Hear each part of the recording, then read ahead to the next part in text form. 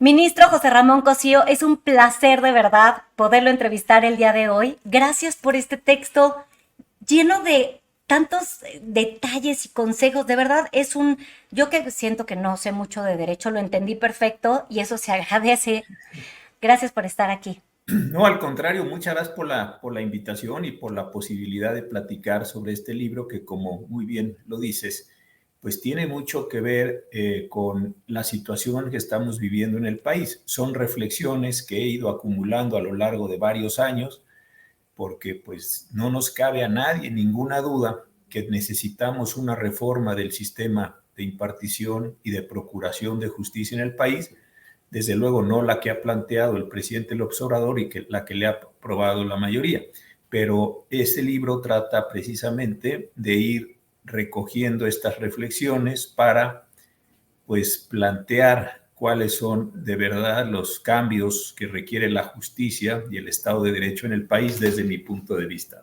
Claro, es que sí, efectivamente, el sistema judicial necesita ciertos cambios. Sabemos que hay cositas dentro del propio sistema que no están bien planteadas. Sabemos que hay gente puesta a modo. Yo voy a mencionar a Yasmín Esquivel, por ejemplo, y también a Lenia Batres. Hay personajes que están ahí para beneficiar una ideología. Es más, usted lo pone por aquí, ministro José Ramón, una ideología que no está al final del día velando a favor de los ciudadanos.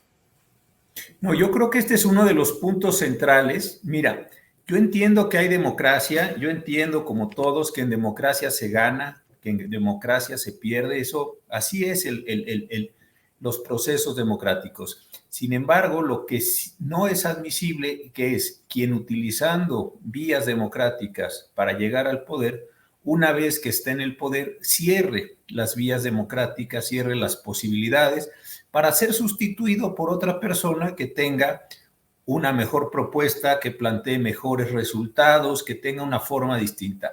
Yo insisto, a mí, como me parece que a cualquier demócrata, no me asusta quién gane, siempre que el que gane esté dispuesto a seguir y a mantener con las reglas democráticas. En derecho hay una larga tradición de hacer analogías con los deportes. ¿Por qué razón? Porque lo dices tú muy bien, muchos sabemos de deportes, es algo que forma parte de nuestra vida cotidiana, más allá de qué deporte le gusta a cada quien, y el derecho es algo mucho más específico y técnico. Pero déjame tomar unas metáforas deportivas. Yo no tengo problema en ser derrotado en un equipo, en un partido de fútbol, en un partido de tenis, en un partido de lo que cada quien juegue deporte. Pero lo que no se vale, déjame decirlo así, es utilizar las reglas de ese partido de forma tal que siempre o necesariamente gane un partido, que siempre se anulen los goles con la mano, salvo cuando los goles con la mano sean los de un equipo. Eso, o que un equipo siempre juegue con 11, pero esta ocasión este equipo va a jugar con 15. Es decir, eso no tiene sentido y eso es lo que me parece que ha resultado muy molesto. Nadie está dudando de que pues, el que gana debe ejercer, que puede plantear un ideario, que uno puede o no coincidir con el ideario, coincidir con parte. Ese no es el tema. El tema es, y repito, que se utiliza la democracia, se habla de pueblo y cuando se está en la silla se cortan todos los caminos que podían llevar a una renovación.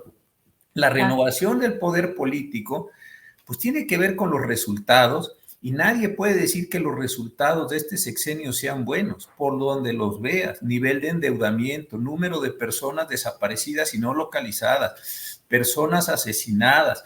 El día de hoy, para no ir más lejos, la situación de Culiacán, la situación de Tabasco, es decir, son cientos de situaciones.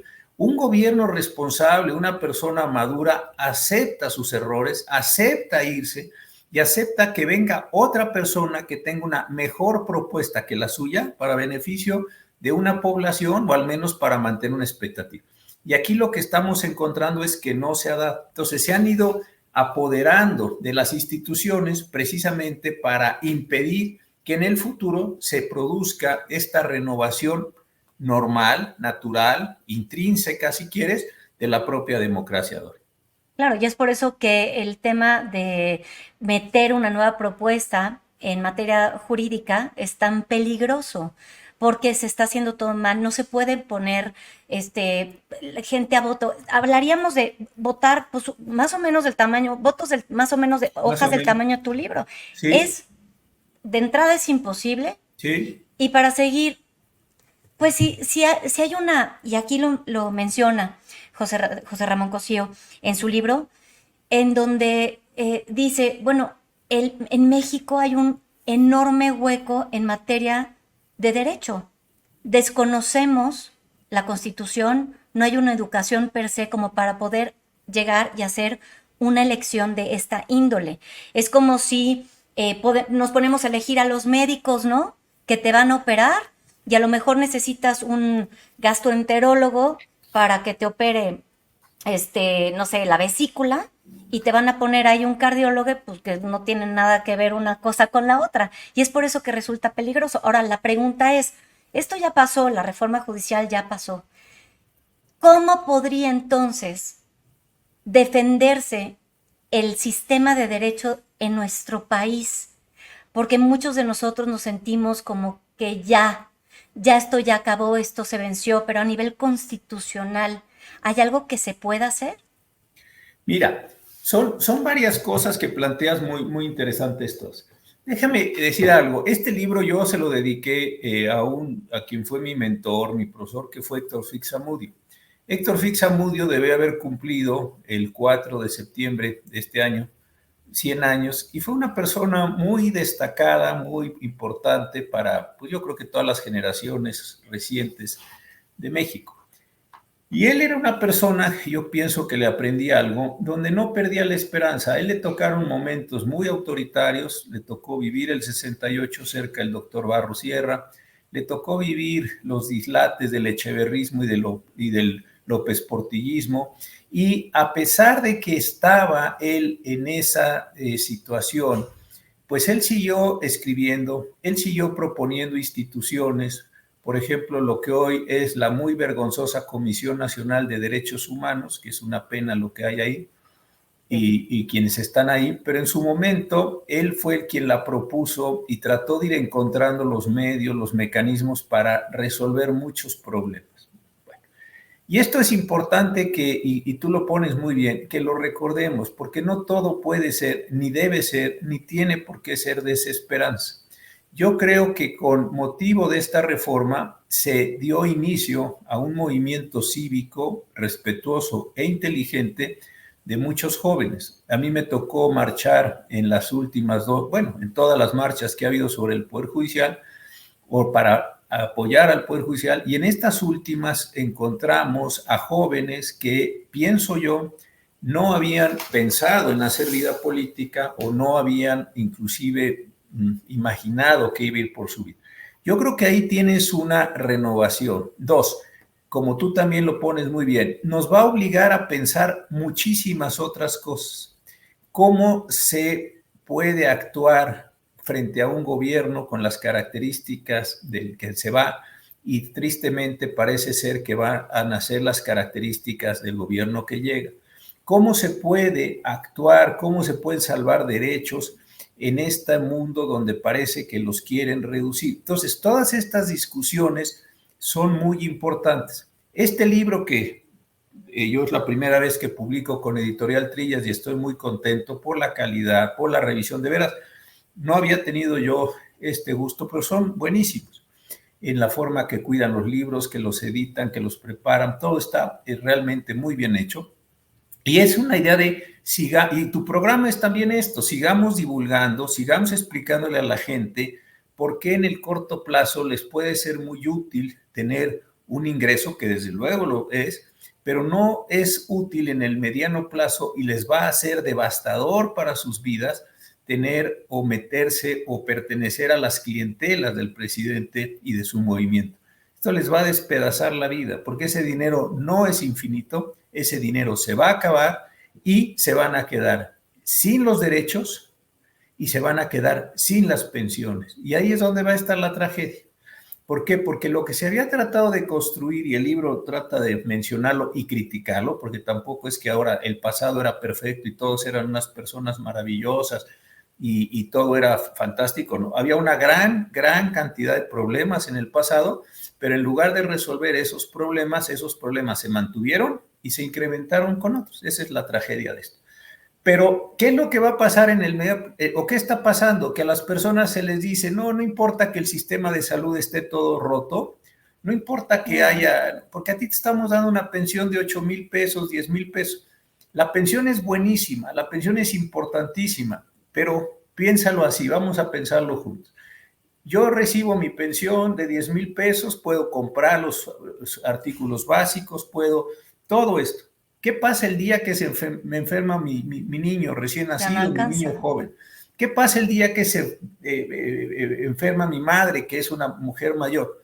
Esos 8,000 pesos me pueden servir para la vida cotidiana, pero al llegar a un centro de salud, el centro de salud no va a tener médicos, enfermeras, medicinas, capacidades, camas.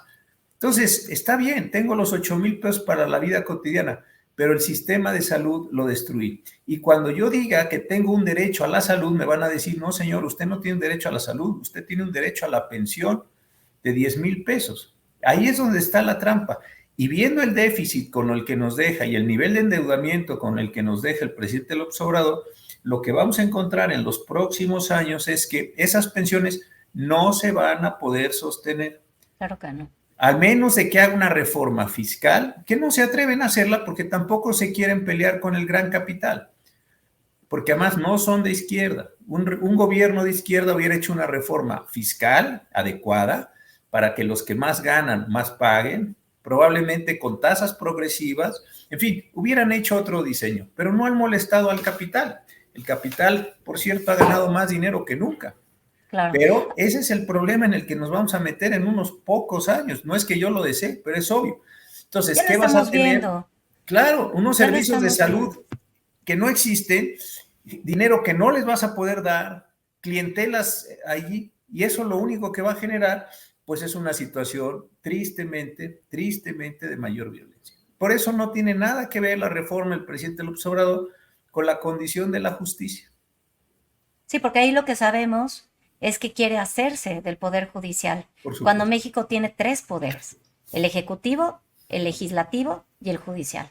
Cuando tienes tres poderes y vemos que dos han sido ya tocados, porque además hay una sobrerepresentación que es inconstitucional en la Cámara de Diputados. Sí, por Y bueno, de supuesto. senadores ya vimos que también. No, es una pena porque mira, las instituciones que tenían la capacidad de sostener interpretaciones, pues en la forma en que quedó constituido el INE y la forma en la que la sala superior del tribunal respondió o no respondió, como lo queramos ver, pues ha sido muy penoso. Ahora, en este libro lo que yo estoy tratando de hacer es reflexionar sobre los problemas que ya había, porque yo insisto, no se trata ahora de decir, uy, el mejor gobierno era el del presidente tal o el del... No, no, no, no, no. Había muchísimos problemas esto es lo más interesante, están diagnosticados. No es que hoy digamos, oiga, ¿cuáles serán los problemas de los ministerios públicos? ¿Cuáles serán los problemas de los servicios? No, eso lo sabemos. Hay cientos de estudios que se han estado haciendo por muy diversas instituciones, algunas más cercanas al movimiento del observador, algunas de todo. O sea, si pusiéramos todos esos estudios con un razonable orden, sabemos qué es lo que tenemos que modificar. Pero lo que es muy interesante es que nada de eso, ojo, nada de eso se está tocando en la reforma, porque ya lo que se quiere es este apoderamiento. Entonces, yo lo que trato de decir es, sí había muchos problemas a lo largo del tiempo, ojo, pero esos problemas siguen ahí, ¿eh? Y ojo, esos problemas no solo van a seguir ahí, se van a agravar con esta reforma, porque van a llegar jueces más incompetentes, jueces más susceptibles de corrupción, jueces sin controles democráticos. O sea, esto va a empeorar. Y la gente que hoy aplaude y que cree que va a ganar porque va a poder emitir su voto por un candidato o candidata para ser juzgador, pues se va a dar cuenta en unos pocos años que también, como está el sistema de salud y el sistema de infraestructura del país, el sistema de seguridad, tantas otras cosas, el sistema de procuración e impartición de justicia no va a haber mejorado nada. Entonces son estos testimonios por un lado y por otro lado, y tú lo dices muy bien, reflexiones para seguir dándonos cuenta o tratar de que más gente se dé cuenta de las implicaciones que están dándose con este gobierno. Claro, y usted menciona una parte que se me hace fundamental, que creo que sí hay que detenernos tantito a explicar sobre lo que es el Estado de Derecho. Una palabra que se utiliza muchísimo en materia política, que está mal utilizada, pero de eso se trata. Los problemas siempre van a estar poniéndose sobre la mesa, venimos avanzando en un montón de cosas. Usted en su tiempo se dedicó también a cuidar mucho el tema de los derechos humanos, que hoy los vemos rebasados, ya nada más de voltear a ver allá a Michoacán, ¿no? El Estado de Derecho es un ejercicio constante que va pintando las necesidades de la gente como se van presentando. Y eso quiero que también nos lo explique, porque claro que la justicia tiene que irse moldeando a lo que ocupa la ciudadanía, ¿no? Mira, Dora, es muy interesante este punto que tú planteas. El Estado de Derecho es una construcción muy compleja, porque lo que quiere decir al final de cuentas es que todos, gobernantes, gobernados, ricos, pobres, poderosos, no poderosos, etcétera, nos comportemos conforme a unas reglas. Eso es lo que significa. Unas reglas que estén establecidas por un legislador democrático, que con una legitimidad electoral y política, que estén a conforme con las categorías de la democracia, los derechos humanos como grandes valores de nuestro tiempo, y que todos nos conformemos a eso. La idea del Estado de Derecho es: la ley se le aplica por igual al más rico y al más pobre. 1. 2. No hay excepciones. 3. No tiene esto nada que ver con quién tiene dinero o con quién no tiene dinero. Y voy a poner otra analogía que puede ser interesante. Tú lo dices muy bien, y yo recuerdo el episodio tan dramático que vivió tu papá, que en los sismos del 85 se presentaron situaciones terribles, terribles en la vida, y después en el segundo sismo que estamos hoy, pues no sé si conmemorando, recordando, memorizando, en fin, todo lo que podamos hacer como acto simbólico sobre eso. Pero déjame ir a otro episodio que fue muy dramático, y fue el COVID. En el COVID, en el mundo, se dieron cuenta pronto las autoridades sanitarias responsables, desde luego no las nuestras, que se iba a venir un fenómeno grandísimo y que ese fenómeno podía llegar a implicar que se saturaran los sistemas de salud del mundo y que se tuvieran que tomar decisiones muy dramáticas. Por ejemplo, vamos a pensar una situación como la siguiente. Solo hay un respirador disponible y llegan 3 personas al mismo tiempo o muy cercanamente en el tiempo al hospital. ¿A quién se le da preferencia? ¿A un hombre viejo y rico que tiene muchos empleados? ¿A un jovencito? ¿A un niño que todavía no empieza su vida? ¿A una madre que tiene hijos? ¿A un padre que es proveedor? ¿A un hombre que es viejo y está enfermo? Estas son decisiones dramatiquísimas. Sí. Esto es de verdad una situación seria donde ya no admite ni reducciones, ni infantilismos, ni escapes. ¿Por qué pongo esto como un ejemplo? Porque ahí se está determinando la esencia del Estado de Derecho. Voy a aplicar una regla previamente establecida que diga que, por ejemplo, voy a decir que el primero que llegue se queda con el respirador. ¿Sí? Muy bien. Sí. Después de esa persona que llegó, llega el hombre más rico del mundo. Llega un hombre poderosísimo. Llega un político destacado. Si dijimos que el primero que llega es el que se queda con el respirador y los demás no, el primero que llega se queda con el respirador. O si dijimos que le íbamos a dar preferencia a los niños sobre los viejos o a los viejos sobre los niños, la regla se respeta. ¿Por qué lo pongo esto? Porque quiero poner una condición o una situación límite. Y esto es lo que debe acontecer con el Estado de Derecho. Si dijimos que las demandas se tienen que presentar en 5 días, son 5 días, no son 4, ni son 3, ni son 7. Si dijimos que una persona se va a la cárcel por la comisión de estos delitos, se va a la cárcel.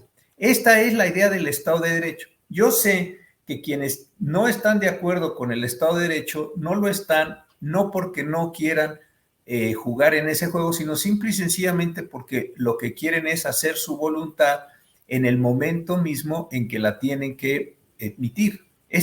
Son los enemigos del Estado de Derecho. No hay que aplicar esa regla porque este es un político que le ha dado mucho a México. No hay que aplicar esa regla porque este es un joven confundido. Bueno, total, al final nadie se le aplican las reglas. ¿Por qué? Pues porque nadie está en posibilidad de mantener ahora sí que la regla respecto a la excepción. Esto es el Estado de Derecho. Ahora, nosotros tenemos hasta hoy, y habíamos tenido hasta hoy, una democracia en donde las mayorías y las minorías discutían, las mayorías y las minorías debatían y después votaban, sí. ¿Por qué tenían una legitimidad las normas, más allá de que nos gustaran o no nos gustaran? Porque venían de un legislador democrático. Si hoy en día ensucias la legislatura para que la legislatura no sea democrática, entonces se presenta un punto. ¿Por qué las personas tendrían que obedecer las reglas que no están establecidas por una legislatura mayoritaria, sino están establecidas por un grupo de personas que no quieren jugar en democracia? Ya sé que lo que estoy diciendo parece extraordinariamente simple, pero así es que son las reglas esenciales de todo este juego. Y eso es entonces lo que nos está pasando. Entonces, ¿queremos Estado de Derecho? Bueno, entonces reconozcamos primero el juego político y ya una vez que tengamos el juego político y que el juego político genere legisladores y los legisladores reglas, todos nos sometemos a la regla. No importa si es el presidente, el hijo del presidente, el nieto del presidente, el bisnieto del presidente, no importa, se aplica la regla.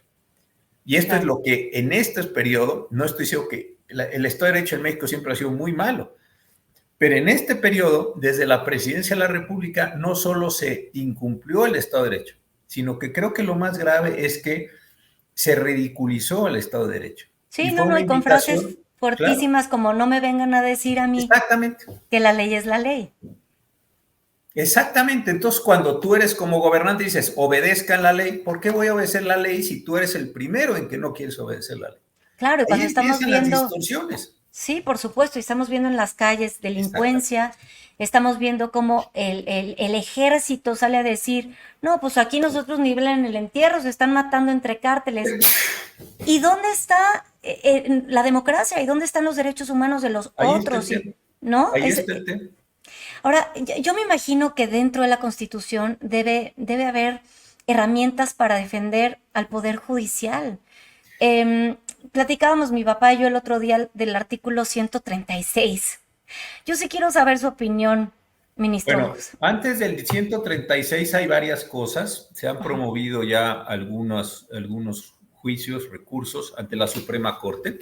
Sí. Yo creo que la tesis de que es posible impugnar una reforma constitucional por vicios en el procedimiento es una tesis que está allí, es una tesis válida, es una tesis que ha tenido mayoría. Entonces, si en Cámara de Diputados, en Cámara de Senadores o en las legislaturas de los estados se cometieron violaciones al procedimiento, pues esto puede ser planteado, puede ser impugnado por los partidos políticos porque esta reforma es electoral, dado que se va a elegir a los jueces y consecuentemente ahí la Corte podría tener esta posibilidad.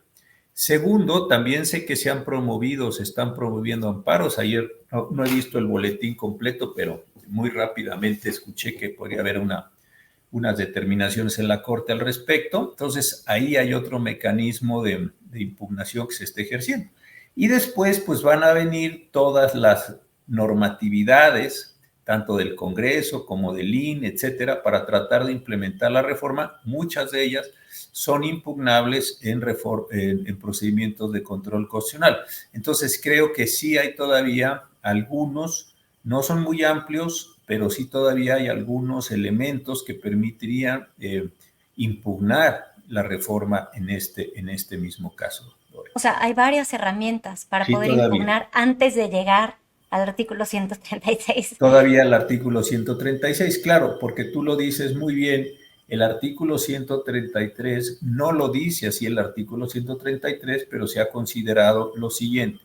Si efectivamente la soberanía radica en el pueblo puede recuperar su soberanía o ejercer directamente su soberanía sin la intermediación de los titulares de los poderes públicos. Esto ya estamos frente a un acto revolucionario, hay que decirlo, Sí, ya está. porque eso, pero eso es lo que está diciendo el artículo 36 de la Constitución. Es decir, tú tienes un sistema democrático de división de poderes federales, etcétera, para que funcione, no perfectamente, pero lo mejor posible bajo unas ciertas condiciones. ¿Qué sucede si los encargados del poder público, por designación, por elección, por postulación, lo que sea, empiezan a actuar en contra de lo que el propio pueblo percibe que son sus intereses, su bienestar, su forma de ser, etcétera? Pues el propio pueblo recupera su condición soberana y el propio pueblo se enfrenta con los titulares de los cargos públicos para quitarlos o para modificar el orden jurídico en el que se sustenta. Y esto es un acto revolucionario, es lo que el artículo 136 manda. Yo no desearía, desde luego, que lleguemos a ese punto, porque en ese punto ya estás hablando prácticamente de una guerra civil. Y Sí. estas guerras civiles, pues como todo conflicto, se sabe cómo comienzan, no se sabe cómo terminan, ni cuánto son estas cosas. Es por eso que creo que tiene que ser muy cuidadosa. Ya el presidente saliente no hay que decir nada con él porque no está dispuesto a escuchar nada, pero sí me parece que el gobierno entrante, que el Congreso entrante no puede ser tan simplón como para cerrar la totalidad de las discusiones, imponer su voluntad, porque lo que estaría haciendo es acorralar a quienes no votaron por ellos para que estén en contra. Ahora, ellos dicen todo el tiempo, es que hubo 36 millones de personas que votaron por la señora Sheinbaum, y eso es verdad, pero hay también 16 millones de personas que no votaron por ella y más de 40 millones de personas que se abstuvieron de votar. Entonces, una cosa es tener a tus votantes, pero otra cosa es darse cuenta que la mayoría de la población o no le interesa el proceso político, lo cual es muy grave, porque quiere decir que es una población decepcionada, es una población desencantada, que en su momento podría querer participar violentamente en contra de la política, y 16 millones de personas que no están de acuerdo con lo que está planteando. Entonces, la suma de esos dos grupos es mayor por un número importante a quienes votaron por el gobierno. Entonces, tampoco creo que sea una buena idea decir, pues yo tengo mayoría. Pues no tienes una mayoría relativa, sí, pero no una mayoría total. Y presionar a la mayoría total desde la mayoría relativa me parece que es muy peligroso e insisto, porque esto, y hay muchísimos libros, yo he leído varios de ellos, muchísimos informes, muchísimas experiencias que tienen que ver con la tensión de los conflictos a tal extremo que terminas en guerra civil. Es que cuando el factor fanatismo está en medio, queda una sin razón al centro del pensamiento.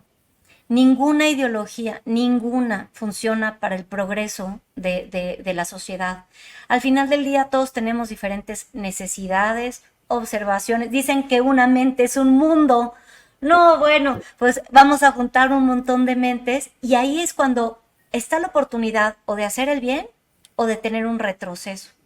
Si nosotros empezamos a agarrar, porque ahora se llama oposición, ¿no? A los discursos que debaten sobre los temas que se están poniendo sobre la mesa, podríamos tener mucho mayor democracia. Y sabes Pero el que problema es que no se discuten. ahí tratas un punto muy importante y es el de la pluralidad.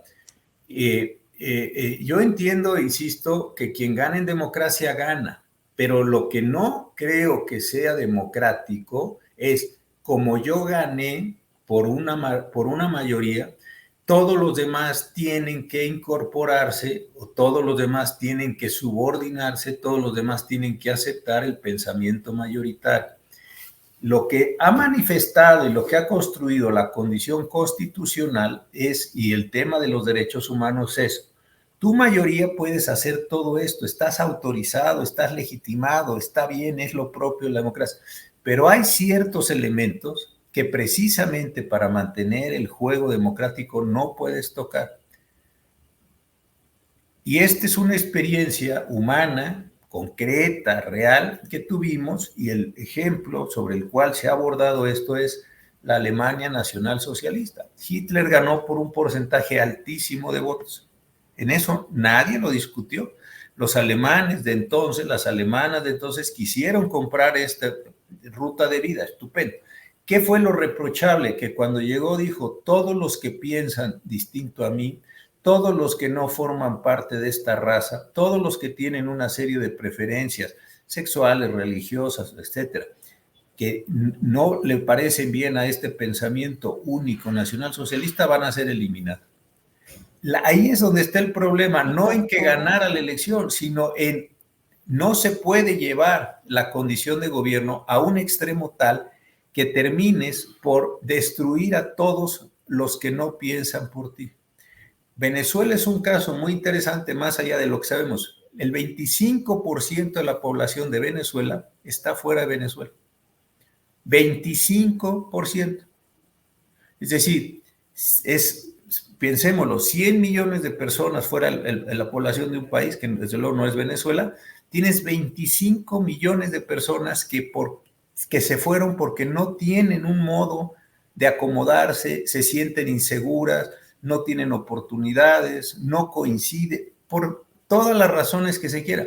Pero tú no puedes decir que estás construyendo una democracia cuando se te ha ido el 25% de algo. Pues qué pésimo modelo, qué pésima gestión. Y de eso me parece que es de lo que se está tratando esta discusión.